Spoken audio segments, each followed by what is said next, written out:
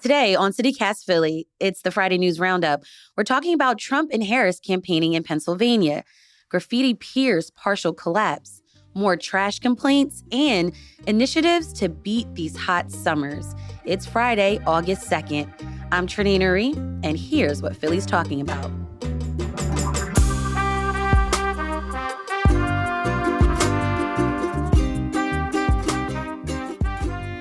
Phew. It's been a week, y'all. Before we get into the latest with the presidential campaigns, I gotta mention that a portion of Graffiti Pier collapsed into the Delaware River this week. 6ABC reports that the U.S. Coast Guard got a call around 6:25 a.m. Wednesday morning that 10 to 20 feet of the pier fell into the water. Crews responded, but there were no signs of distress. And there were no reports of anyone missing in connection to all of this. This is an ongoing investigation. Kyle Bagensto's freelancer and Nicole Phoenix, stand-up comedian. Did you all see the video of this circulating on social media? I did. I think it was like, what is it, water ice? Because they're all things Philly. So I think water ice was the first thing to break it to me. And I just saw all my FOMO just wash away in the water. I've never had a photo shoot on Graffiti Pier. It was on Me my Philly either. bucket list, and now it's I like know. gone. I'm so sad. I know. Kyle, you ever been to Graffiti Pier? I actually have not. I've been here since '06 and have never been. Although very interesting, humble brag, I teach a journalism course at Temple. And one of my students this semester wrote a story about Graffiti Pier and all the plans to overhaul it. And it actually seems really cool. Like they're trying to make it a little, the plan was, I guess, to make it a little safer, a little more accessible, but keep some of that grittiness to it. So it was like this really cool development project.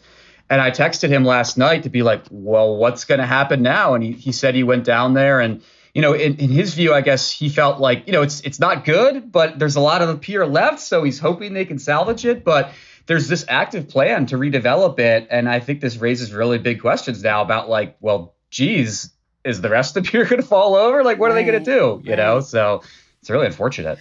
So, Nicole, you saw it on Water Ice. I saw it on Philly Chit Chat on Instagram. And I'm like, wait, what? Right. It just seems surreal. And it's often scary, too, because seeing like infrastructure just fall apart. And as we know it so far right now, as we are recording this, there was nothing fishy going on. So I'm kind of like, it kind of worries me because I'm like, are other things going to fall apart, like collapse? What's going on? This is Philadelphia. This is an old city. So I think when you live in an older city like Philadelphia, New York City, any of these older cities, you just have to know that we're kind of literally on shaky ground. That's how I feel. Yeah. Well, it's been an interesting week as well. We've seen former President Donald Trump, who is the Republican nominee for president, and Vice President Kamala Harris. They are going to be making stops in Pennsylvania or have made stops. A lot of campaigning going on as we get closer to the November election. I've been following the live updates from the Philadelphia Inquirer.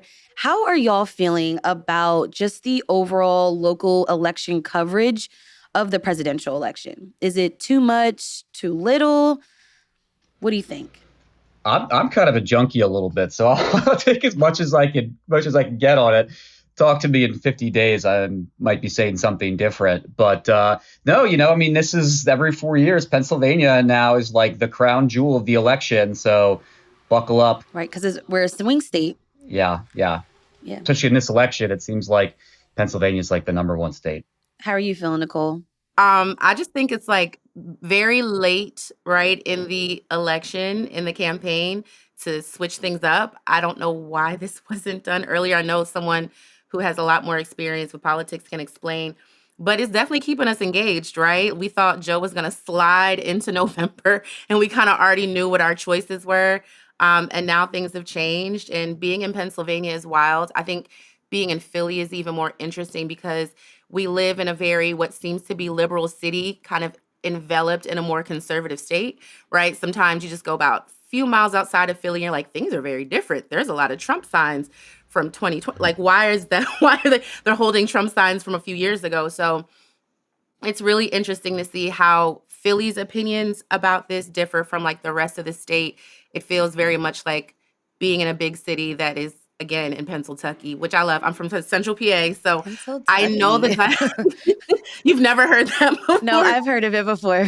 All of this is really interesting when you live in such a diverse state. That's how I feel about it. It's wild. Totally agree, Nicole. I'm from Berks County originally. Nicole, Come on, where are you Berks. from? I'm from Dauphin County. Here we go. Oh, let's go. Yeah, South Central. South Central. I'm a Delco County girl. Come on. Oh, wow, we're all transplants.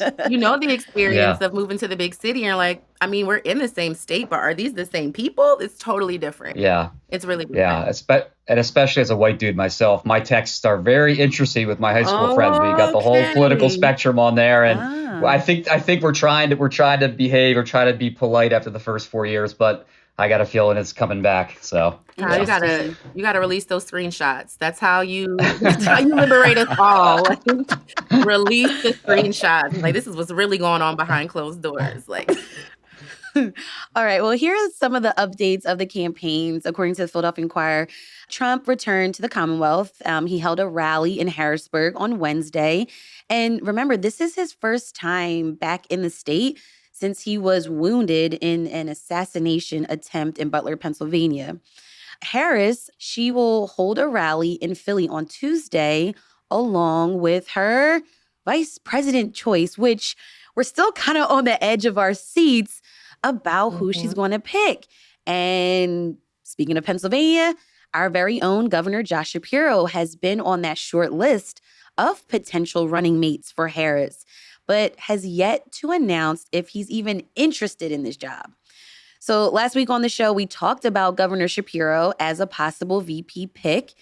What are your thoughts about this? About Shapiro possibly, maybe running with Harris? I mean, I think it's got to be him at this point, right? They're doing the 7 states tour of the swing states, and they're starting in Philly. So you're going to not pick Josh Shapiro and then come and have your first public appearance with your VP in his state. I mean, that just seems pretty out there to me. So I personally feel like this is, I know our campaign said don't read too much into it.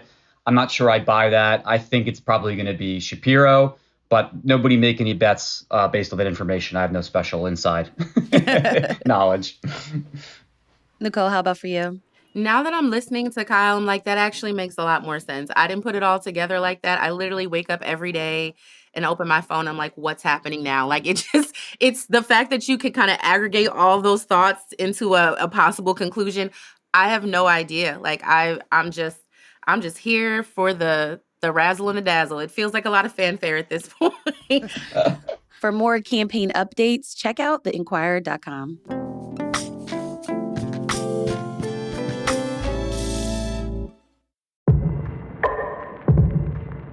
Do you ever worry about how easy it is for strangers to get your personal information on the internet? Every day, data brokers collect and sell your personal information to third parties, from your social security number and address to your health and financial records. And this data can wind up in the hands of scammers, insurance companies, banks, and the government to target you. If you want to keep this from happening, check out Incogni. That's INCOGNI. It takes just 3 minutes to set up, and it'll scrub your personal information from more than 180 data brokers and people search websites. There's also a 30-day money-back guarantee. Get Incogni to protect your data and your time. Use the code CityCast for 55% off the annual plan at incogni.com. Again, that's INCOGNI.com.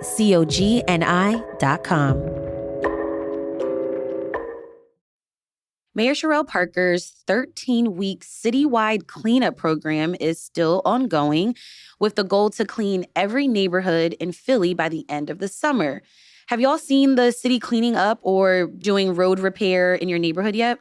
Yes. If you can't hear it, my entire block is under construction right now. I have no idea what they're doing, but they've been out there for a few weeks. And I happen to live in a neighborhood that's a little more tended to just because there's a city park, a large city park there.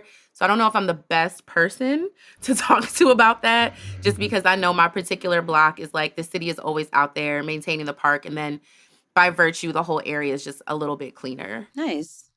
Kyle, how about you? Yeah, I'm not sure. I've been in Mount Airy. I feel like there was a truck that came through sometime in the past couple weeks, but I can't be sure. I'm with Nicole. I don't know that I've really specifically noticed anything, but I guess if you're away for a couple hours, that's when they come, you wouldn't notice, right? So, Yeah, for sure.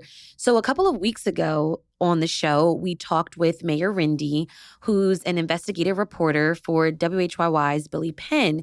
And we talked about this program and how it's going so far and the mixed reactions from Philadelphians. Well, here's an update on this story. According to the Philadelphia Inquirer, more residents are actually calling Philly's 311 line and complaining that, yeah, we see that y'all have cleaned up, but the trash is coming back. So, Philly 311 is the city's resource to report non emergencies. And their data has shown that the neighborhoods surrounding Kensington, Hunting Park, Cobbs Creek, and West Kensington, so that's basically North Philly, West Philly, have experienced an increased number of complaints in the past 2 weeks following a cleaning. So they said that some people say that Strawberry Mansion and surrounding neighborhoods up there experience a decrease in complaints. So, with that saying, are you optimistic that this program is going to, have long lasting impacts for the litter? I know me personally, I mean, I this program specifically, this cleaning every block, Mm-hmm. it feels very performative to me, right? I mean, you go through once and clean it out. I don't think anybody logically believes that that's going to make a lasting difference. And I think some of this data here is bearing that out, right? That they go through and it's people are calling again like the next week. I will say I think this Inquirer story was really good, and I was reading towards the bottom. I wasn't aware of some of the details that some of the people from the city said, look, there's a 5-year plan, $200 million behind it. And they're doing things like, I guess putting in more of those big belly trash cans.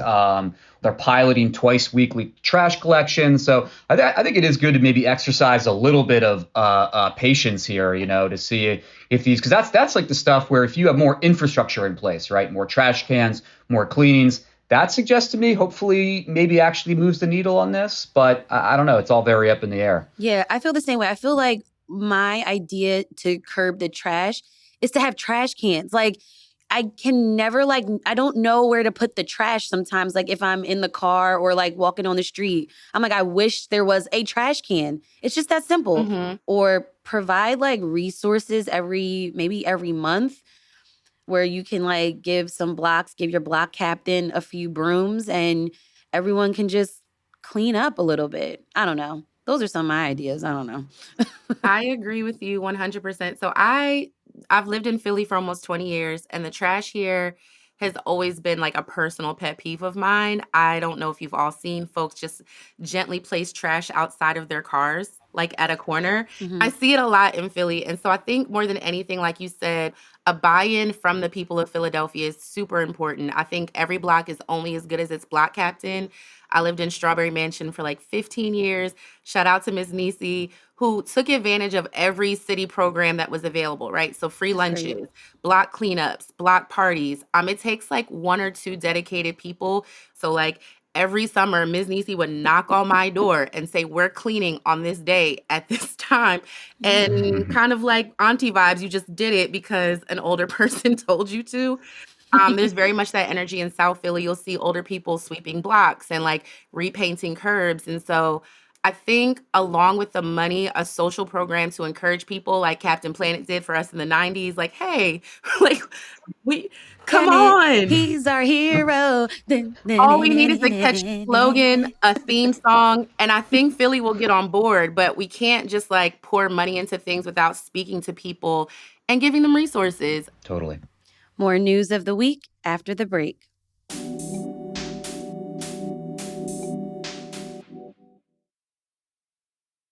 All right, shifting gears.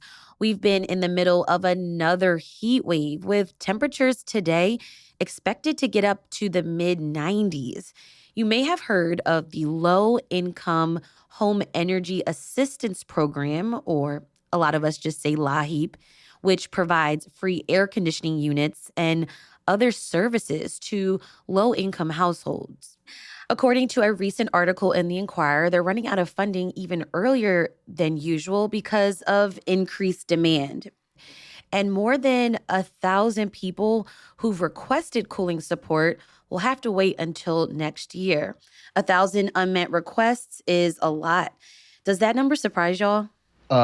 Not really.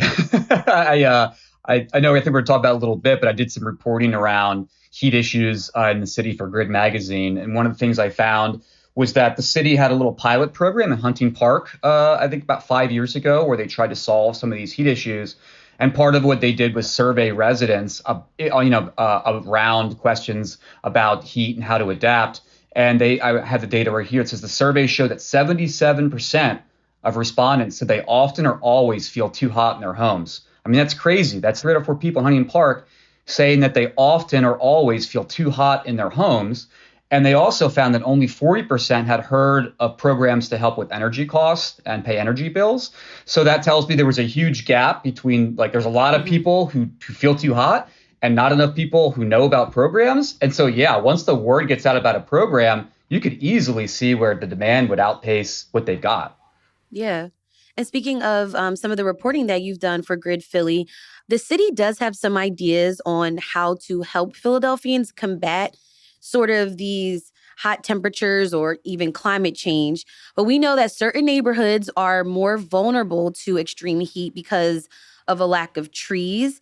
And I don't know, it just really irritates me when I hear statistics about the schools don't have enough air conditioning units for students to learn comfortably. Kyle, you spoke with Abby Sullivan, the Chief Resilience Officer for Philadelphia's Office of Sustainability. Can you tell us what she told you about plans to kind of catch a break from all this heat? Yeah. Yeah, I mean, they've got a lot of different things going on. For city agencies, I think they're right now just trying to focus on getting them better data so that when they build a street or a building or a water plant, they can kind of know what's coming in terms of temperatures, precipitation, that sort of thing. Mm-hmm. The other thing they're kind of working on is trying to get relief for residents, as I've been kind of talking about. And those efforts are all pretty early. They're trying some different things. They're trying like this reflective payment. They're trying to maybe find ways to get people reflective roofs, right? So this white paint on your roof to kind of reflect it out. The tree program is a really big one, right? To try and get more trees planted to help with the shade. But all of these things come down to money, right? And this is the perennial problem in Philadelphia. I think we know these things pretty much work, or we're testing them. But even if we were going to try and scale it up, there's just not a lot of money for this. And we look at the same thing with LIHEAP, right? It's the same, there's only so much funding to be doing this stuff. And I think we know that the demand that's already a sign the demand is greater than the supply in terms of where the resources. And I imagine we're only going to see that getting worse. Unfortunately, we're like 20, 30 years behind on the tree thing. Like I said, I lived in Strawberry Mansion for about 10 years, and it is brutal. Like, you have no porch, you have no tree cover. Your house is like baking from the moment the sun comes up until it goes down because there's like nothing keeping you from the heat. And so in those neighborhoods, a lot of times people just leave the house. Like, they just sit out front. And we know that there's been a lot of violence in the city. So it just feels I'm just coming from like living that experience and knowing that's like, if I can't sit in the house, I guess I'll go outside and catch some air. But now I have to go back inside because pium pium, like there's things going on. And so I think long-term solutions are great from a city planning perspective. Citizens, however, are hot every day. There's health concerns. There's folks that simply can't tolerate the heat. I'm thinking about little kids and mothers and pregnant people and older folks, where it's just like way more of an impact, especially if you've been like working all day. So if we can pull funds from anywhere, even if it's for like movie vouchers, like go for 2 hours and sit in a movie theater. I'm thinking about families, anything like that, creative solutions. I think we have to be a little more outside of the box when it comes to the city of Philadelphia, because we're serving so many different kinds of folks. And we don't always think about the barriers that people have. like even getting to whatever office it is to fill out the form and reading the form and completing the form. There's just so much that goes into it that even folks that can help you figure out that process and get the product in your hands, the air conditioner, whatever, is also something that might not cost a lot of money, but can be a huge help to folks who just don't know how to navigate the city programs. You know how they do turkey drives? Do an Mhm. air conditioning drive. Like, pull Hello. up a truck somewhere and just hand out air conditioners. I would love Do that. it. I agree. I have to say, Trinae, in Hunting Park, they actually did something like this. So I think the city was piloting this idea of like an extended cooling center idea, so your typical like libraries, parks, that sort of Mhm. thing. But they found people didn't want to leave their house. It was hard to, especially if you're elderly and you got to walk down a couple blocks to Right. get there. So after that kind of ended, there was a local community group that they did this. They held a drive. Give us your old air conditioner so we can try to get people cool in their own homes. So you're right on the money. I think that is something that people have found as a potentially effective technique. And I just wanted to say, too, jumping in, I was just looking back at some of my reporting, and one of the things that really shocked me was that, this is according to the Office of Sustainability, that in the 20th century, so the 1900s, Philadelphia averaged only 4 days a year when the temperature exceeded 95 degrees, like 95 or above. I think, what do you think? We've probably had maybe 10 or so this year, Right. it feels like, with these heat waves, probably double digits. Mhm. But by 2100, it could reach 52 days a year where we're 95 and above. Like, that is so scary to me. Like, this is such a major problem. And I feel like we're starting to feel it, and it just gets so much worse. Like, we really need to figure this out. So yeah, we actually did an episode with meteorologist Glenn Schwartz, Hurricane Schwartz, if y'all remember from NBC 10 last month, about climate change and the extreme heat. And, he was explaining that Kyle, to your point, it's definitely going to get hotter. Mhm. All right. Before I let y'all go, we can't end on a sour note. The CityCast Philly team and I chatted about some of the events we're excited about to go to in August. You can listen to that episode in your feed. So I want to hear from you, Kyle and Nicole. What events are you looking forward to this month? So top of mind right now for me is the Black Star Film Festival, where the Right. opening reception is always a banger. The closing party is always amazing. And then everything smushed in between this weekend is Black film. And there's some comedy submissions this year. I'm very excited. Black Star Film Ooh. Festival has done a lot of independent films are always amazing. I'm a comedian, so I'm always really excited about comedy features. There's one coming from a British writer and producer about running. So I'm very excited about that. Yeah, Black Star Film Festival actually opened on Thursday this week. And then, of course, at the end of the month, Trinae, you've been to Two Locals Comedy, which I host. It's happening Friday, August 30th.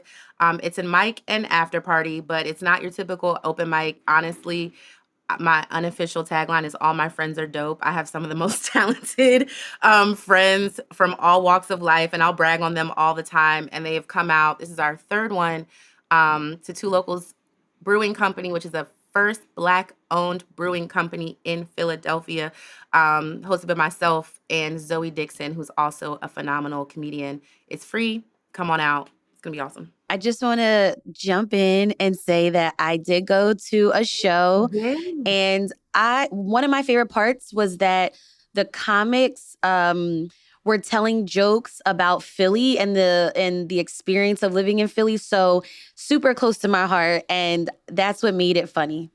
All right, Kyle, what you got on your lineup? I am not nearly as cool as Nicole. I have an 18-month-old at home, and he's been sick for the past couple weeks, and he's feeling better. And so that's the extent of my social life right now. So I'm just looking forward to him being healthier and hopefully a little bit cooler in August and just going out and doing stuff again. I will say, plug for Mount Airy. They started doing these summer sessions, which is one Wednesday a month, August 14th, where they shut down the whole stretch of Germantown Ave and Mount Airy, and all these vendors come out. And it's just a really cool place. I love this neighborhood, and it's just so fun to see everybody out doing stuff. So anybody in the Northwest, or if you want to get really adventurous, come somewhere else in the city, August 14th, Wednesday in Mount Airy, summer session. Pretty cool. So that's the extent of if I can make it to that, I'll be happy in August. Nice. I am also excited for music this month. Mhm. There's so many music events. You got S'morefest at World Cafe Live. You got the Dell Music Series on Thursday nights. Like, I've always wanted to go to a concert up there. Yeah, there's jazz in the park festivals. There's just Mhm. so much in August in Philly. Get out, meet your neighbors, and have a good time. All right. That was freelancer Kyle Bagenstos and stand up comedian Nicole Phoenix. Thank you both so much for joining me on CityCast Philly. Thanks for having me. Thanks for having me.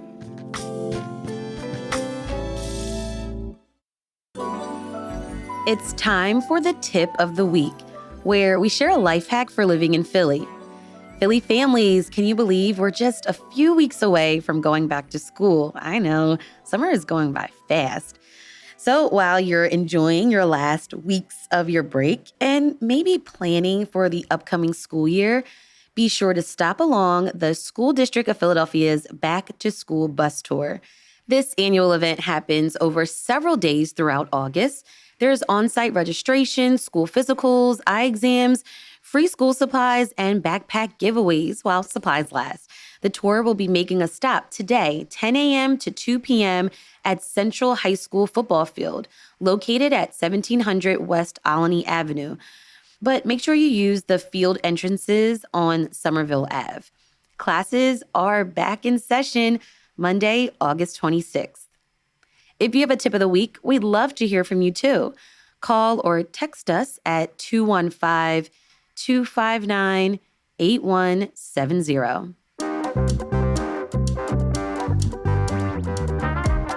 That's all for this week on CityCast Philly. Our producers are Abby Fritz and Lizzie Goldsmith.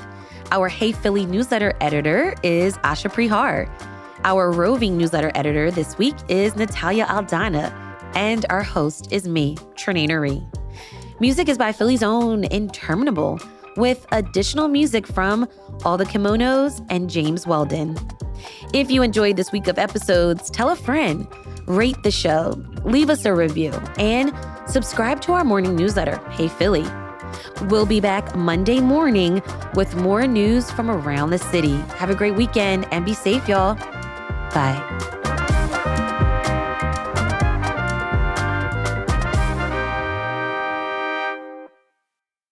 Have you guys seen those the dating show where they pop the balloon to pick a potential suitor or hookup or whatever? Mm-hmm. Why don't we do that for the election? Why doesn't Harris just have the candidates line up with a balloon and they have to tell us why they would be a great pick for VP? And then she can go around and pop him.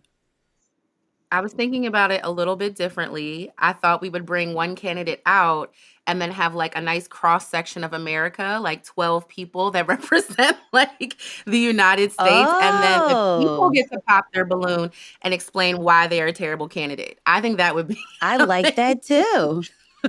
It's funny you mentioned number 12. I was texting with a friend this morning, and there's all this discussion about how Harris has to pick a white male for her VP. So I thought maybe she could just announce a rotating cast of 12 white men to be her VP. Oh my God. And then they could sell the campaign calendar with a VP for every month. Oh, I love this. I love this. It's giving Bachelor vibes. We're America. We have to think about ways to sensationalize a very serious political process.